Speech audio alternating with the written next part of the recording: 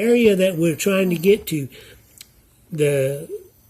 our friend called and said she put a couple of drops of oil right here on the shaft end, which is okay, but what we got to try to do is get some lubrication under.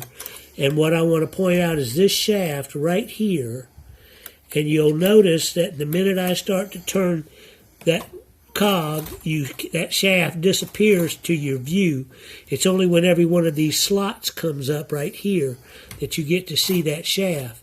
But what we want to try to do with the silicone spray that I recommend, the LPS food grade silicone spray, and again we'll put it on the camera. And the reason that this is the only one is because a whole lot of silicone sprays are not purely silicone, right? That's right. They have petroleum distillates as a major portion. This is guaranteed to be non-conductive. Now the LPS 1 actually guarantees, go ahead and show you a little camera right here. Every one of those contacts, if they get oil on them, there's a chance they could cause a short circuit, because this is your circuit board right here. And my little finger's running across the ends of the components soldered into the board. So you don't want to get oil and grease on the board. And it could splatter even if you put it where it goes in here. Yeah. You have moving parts, right? Yeah, exactly. Now, what I'm going to do is reach in with the straw, and I'm spraying underneath this cog. And the complaint that made you think that somebody needed this was that an odd noise was coming from this area, correct? Yes, she said that she's cleaned the machine, in that she's cleaned the needle bed and the needles, and she said when she started using it again, she could hear a squeaking noise that sounded like it was coming from this drive cog, and it progressively got louder. What she's afraid of is hurting the machine. Oh, we're all afraid of that. Right. Now, if you'll notice, I pointed out this shaft, and again, I'm going to turn this where the shaft shows. There it is, right there. It's where this shaft has a cog that meets this shaft. I'm zooming to try to look over and see are we seeing what you are trying to point. It's really hard to see in there. Yeah, there it is right there. Yeah, okay. I wish you had a tool with a brighter end. I can see it, I think. Well, they can see it because I can see. There you go. Okay. The tool is left. It's a shaft. It's, like 3/8 of an inch in diameter. Okay. And it's where that shaft meets this cog, and the motion changes from the rotation of the cog to the rotation of the shaft. There's two gears that meet. That's a possible place where that could be. Now, if you'll back up just a hair, we can also get to it this way underneath this end by going down in through there. And that way I can move this and spray at the same time. Now, if you'll come over here, here's the other end of that same shaft. Now watch where I'm indicating. You can see this turning as everything's black in there. Are we able to there see? You go. Now you got a good shot. Okay, right. Good. Yeah, there you can see. Here, let me move this. This may be better. Yeah, there you go. You can see it rotating in there. Yes, right yes. There it is. Okay.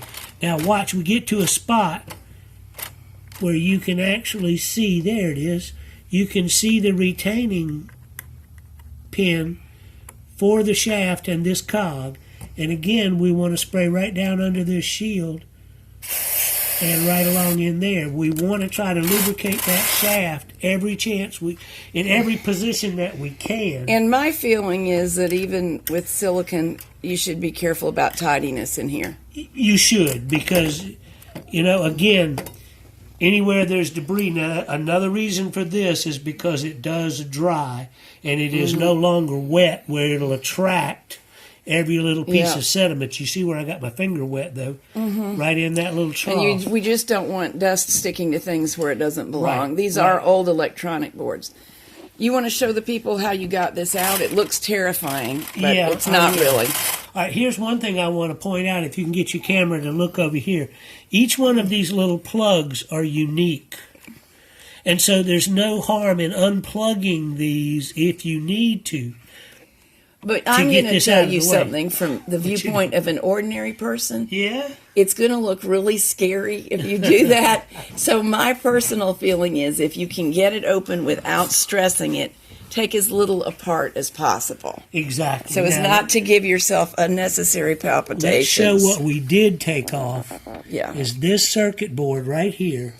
And you see how you have to fit it down between the cog. And you really do have to get that one off in order to get your lubricant where it goes. Right. And it had 2 screws. No, it had one screw. One screw. There's a post for this hole right here.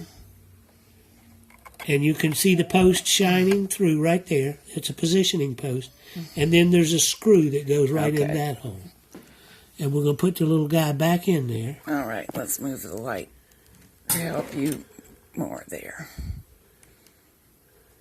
So this is self-positioning once you get it in there. You just have to be gentle with it and observe what's what.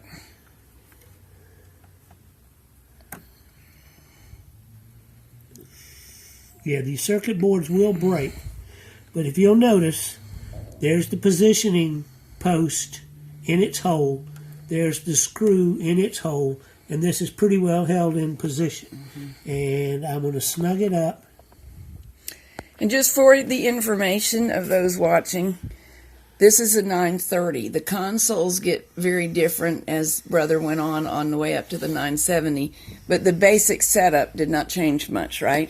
That's right. And this device right here is the Hall sensor. That's the right-hand sensor. There's also a board just like that on the other end. And it's got a Hall sensor. So when it says pass the right-hand sensor, that's what we're passing. This is the spot that they're talking about. All right, now, this console, just very carefully, fits right back in where it was. Now, the trick is to get this underneath this edge. The right edge as you face it. Right? And get the carriage out of the way. There you go. See, that it just pops into position, but there are screws. There are screws. There's a screw here, and there's a screw there. And, of course, let me get this off. We've taken the compartment console off also. And again, it has to fit into that seam, but if you'll notice how easily I just fitted that in and dropped it. If you get them in the right order, I think that's the thing. Right. And see where it shows you? Wait, for me. So this is indicating that little sensor that we just showed you. And on the other end, it's got the turnaround signal and the place where that sensor also lives. So we just saw that sensor inside of there.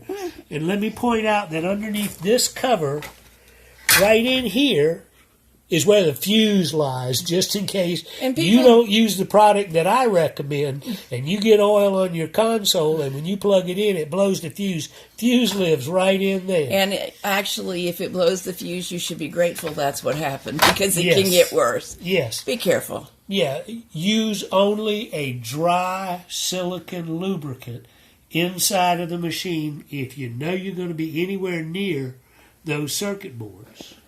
Okay, we done? We're done.